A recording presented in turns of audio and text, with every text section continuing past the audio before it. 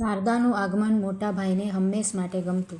જો કે મોટા ભાઈના વિશાળ કુટુંબમાં ક્યારે કેટલા મહેમાનો આવે છે કે જાય છે એની ક્યારેય કશીય ગણતરી હોતી નથી અને આવનાર દરેક વ્યક્તિને એવું લાગતું કે આ ઘરમાં તો તે વર્ષોથી રહે છે. જ્યારે શારદાનું તો એ પિયર હતું. શારદા ઘણીવાર કહેતી, મોટા ભાઈ, તમારા ઘરમાં મને જે શાંતિ મળે છે એવી શાંતિ મને મારા ઘરમાં પણ નથી મળતી. ક્યારેક થાય છે કે પૃથ્વી પરનું સ્વર્ગ એટલે જ આ ઘર. આ ઘરને જોયા પછી કોઈ ક્યારેય સ્વર્ગની મનોકામના ના કરે. શારદા જ્યારે જ્યારે મોટા ભાઈના ઘરમાં પગ મૂકતી એ સાથે જ શાંતિનો શ્વાસ લેતા કહેતી, બસ મોટા ભાઈ, હવે મને ખૂબ શાંતિ લાગે છે. પરંતુ આજની વાત જુદી હતી. શારદાએ મોટા ભાઈની સામે જોયું એ સાથે જ એનાથી ધ્રુસકું મુકાઈ ગયું. મોટા ભાઈના દરેક સવાલનો જવાબ માત્ર ધુસકામાં જ અપાતો જોઈ આખરે મોટા ભાઈએ જ કહ્યું, શારદા, જમવાનું તૈયાર છે. તું મુસાફરી કરીને આવી છું, થાકી ગઈ હોઈશ. જમીને સૂઈ જા. હું પણ થોડું કામ પતાવીને આવું છું. પછી શાંતિથી વાત કરીશું. જ્યારે તને વાત કરવાની ઈચ્છા થાય ત્યારે કહેજે. વાત કરવી હોય તો કરજે, ના કરવી હોય તો પણ મને વાંધો નથી. હા, પણ તું દુઃખી ના થઈશ. તને જેમાં આનંદ આવે એવું કર શારદા. તું તો જાણે છે કે મારા ઘરમાં આંસુના પ્રવેશ પર પ્રતિબંધ છે. અને તારા મોટા ભાઈ તરીકે તારી ખુશીથી વધુ હું શું ઈચ્છું? બીજા દિવસે શારદાએ એકાંત મળતાં જ કહ્યું, મોટા ભાઈ, ખરેખર તમે નસીબદાર છો. તમારે 5 દીકરા અને એ 5 દીકરાની 5 વહુઓ, છતાં બધા કેટલા સંપીને રહે છે. ક્યારેય કોઈની વચ્ચે મનદુખ નથી થતું. મારે તો માત્ર 2 પુત્રો છે અને 2 વહુઓ. જ્યારે હું નિરાવીને કંઈક કહું તો એ તરત જ કહેશે કે તમને તો હિના જ વહાલી છે, અને નિરાલીને કંઈક કહું તો તે તરત જ કહેશે કે તમને તો હિના જ વહાલી લાગે છે ને. એ તો ઠીક, એ બંને જણા પણ અંદરોઅંદર લડે છે અને બંને જુદા રહેવાની વાત કરે છે. અને મારા બંને દીકરાઓ જો એકવાર એમની પત્નીને કારણે જુદા થઈ જશે તો મારું શું થશે? હું તો સાવ એકલી થઈ જઈશ. અમિતના પપ્પા જો આજે જીવતા હોત તો મારે આ બધું સહન કરવું ન પડ્યું હોત. મોટા ભાઈ, તકલીફ એ છે કે એ બંને માને છે કે હું એમના કરતાં બીજીને વધુ પ્રેમ કરું છું. એટલે તો હું બધાને છોડીને તમારી પાસે આવી છું.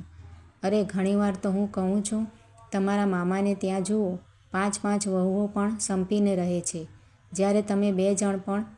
શારદાની વાત વચ્ચેથી કાપતા જ મોટા ભાઈ બોલી ઉઠ્યા, શારદા, એક કામ કર, તું થોડા દિવસ અહીં રહે. તને બધી વાત સમજાઈ જશે. દર વખતે તું આવીને મહેમાનોના રૂમમાં રહે છે, પણ આ વખતે તું મોટા ભાઈ ભાભી જોડે જ એમના રૂમમાં રહે. તને ઘણી બધી વાતો સમજાઈ જશે.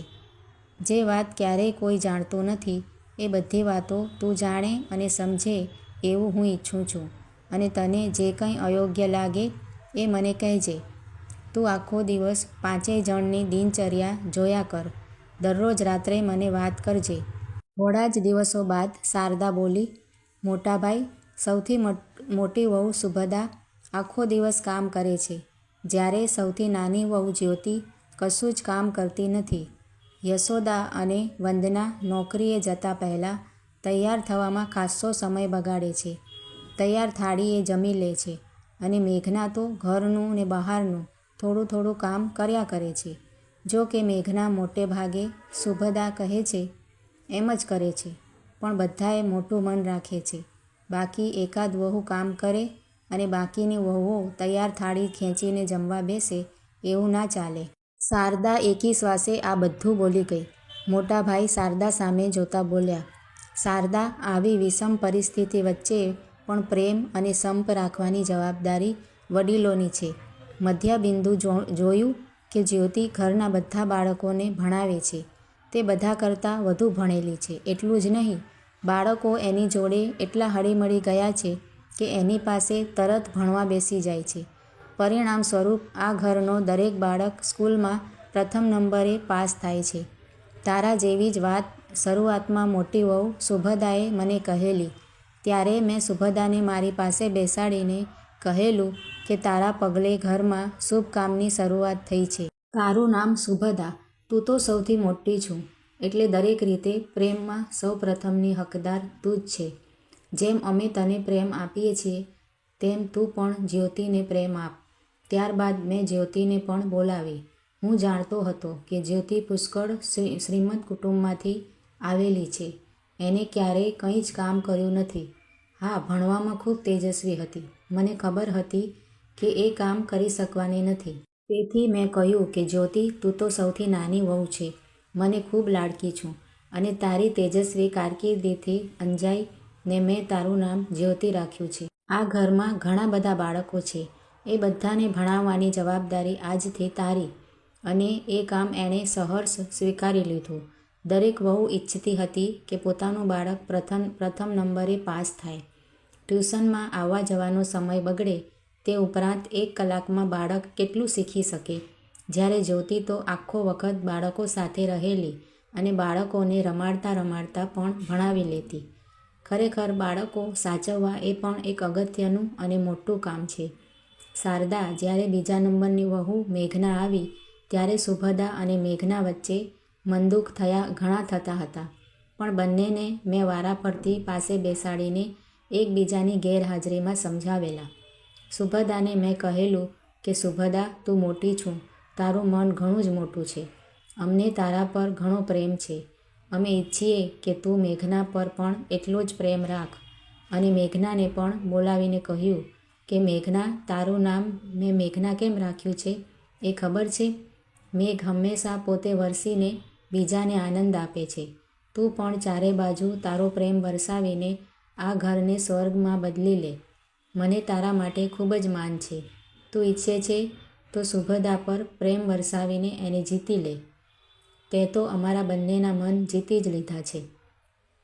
હવે એક સુભદાનું મન જીતતા તને કેટલી વાર લાગશે? મોટા ભાઈ થોડું અટકી શારદા સામે જોતા બોલ્યા. શારદા, આ વાતની બંને વહુઓ પર જાદુઈ અસર થઈ. બંને જણા એકબીજાને વધુમાં વધુ પ્રેમ આપવા તત્પર રહેવા લાગ્યા. યશોદા અને વંદનાઓ મારી 3જા અને 4થા નંબરની પુત્રવધૂઓ. એ બંને જણા નોકરી કરતા હતા. યશોદા આ ઘરમાં આવી ત્યારે શરૂઆતમાં યશોદાનું નોકરી કરવાનું સુભદા અને મેઘનાને ખૂંચતું હતું. પરંતુ યશોદા ખૂબ સંસ્કારી કુટુંબમાંથી આવેલી. પહેલો પગાર થતાં જ સુભદા મેઘના અને એની સાસુ માટે સાડીઓ ખરીદી લાવી. બધાએ લેવાની ના પાડી ત્યારે બોલી કે હું માનું છું કે તમે મારો પ્રેમ ઠુકરાવી દીધો છે. અને એની આંખમાં આવેલા આંસુ જોઈ બધાએ સાડીનો સ્વીકાર કર્યો. પરંતુ ત્યારબાદ યશોદાની ચકોર આંખોએ એ વાતનું ધ્યાન રાખતી, કોને કઈ વસ્તુની જરૂર છે, ઘરમાં કઈ વસ્તુ જોઈએ છે, ક્યારેક છોકરાઓની ચોપડીઓ તો ક્યારેક કોઈનું સ્વેટર કે કોઈના પેન્ટ કે ખમીસનું કાપડ. પગાર થતાં એ બધી વસ્તુઓ ઘરમાં આવી જતી. ત્યારબાદ તો વંદના પણ નોકરી કરતી આવી. પરંતુ વંદના પણ યશોદાનું જોઈએ પ્રમાણે જ વર્તવા માંડી. એટલું જ નહીં, ખરીદી કરતાં વધેલો પગાર બંને જણા મારા હાથમાં મૂકી દેતા. દરેક પુત્ર પણ પોતાનો પગાર મારા હાથમાં આપી દે છે. શારદા, તું નહીં માને કે અત્યારે બધાય દીકરા અને વહુઓને માટે આ પૈસામાંથી મેં 5 બંગલા એક જ લાઇનમાં ખરીદી લીધા છે. છતાંય કોઈ જુદા રહેવા તૈયાર નથી. બધાને એકબીજા વગર ગમે એમ નથી. દરેકને એવું લાગવા માંડ્યું છે કે અમે એકબીજા વગર અધૂરા છીએ. અહીંયા બધા જ એકબીજાની જરૂરિયાતોનો વધુને વધુ ખ્યાલ રાખવા માંડ્યા છે. અને પછી તો શું કે તમે પ્રેમ આપો તો સામે પ્રેમ મળે જ.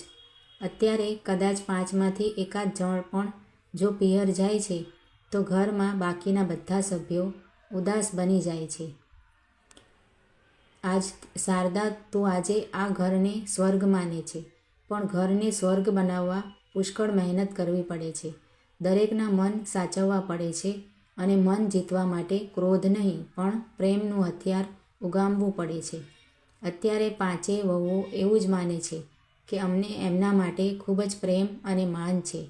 શારદા, એક વાત યાદ રાખ, જેમ વર્તુળમાં એક મધ્ય બિંદુ હોય ત્યાંથી તમે વર્તુળ સુધી કોઈ પણ લીટી દોરો તેનું માપ સરખું જ આવે, તેમ કુટુંબમાં વડીલનું સ્થાન એક મધ્ય બિંદુ જેવું છે.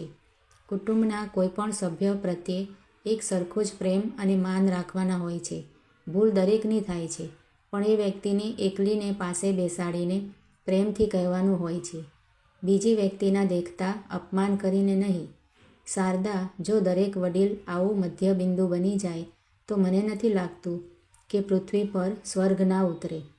બીજા દિવસે સવારે મોટા ભાઈએ આંખ ખોલી ત્યારે રૂમમાં શારદાની પથારી ખાલી હતી. બહાર નીકળીને જોયું તો શારદા બેગ તૈયાર કરી રહી હતી. મોટાભાઈ સામે નજર મળતા જ બોલી, મોટાભાઈ, મને રોકવાનો પ્રયત્ન ના કરતા, હું જાઉં છું. મારે પણ બનવું છે મધ્યબિંદુ.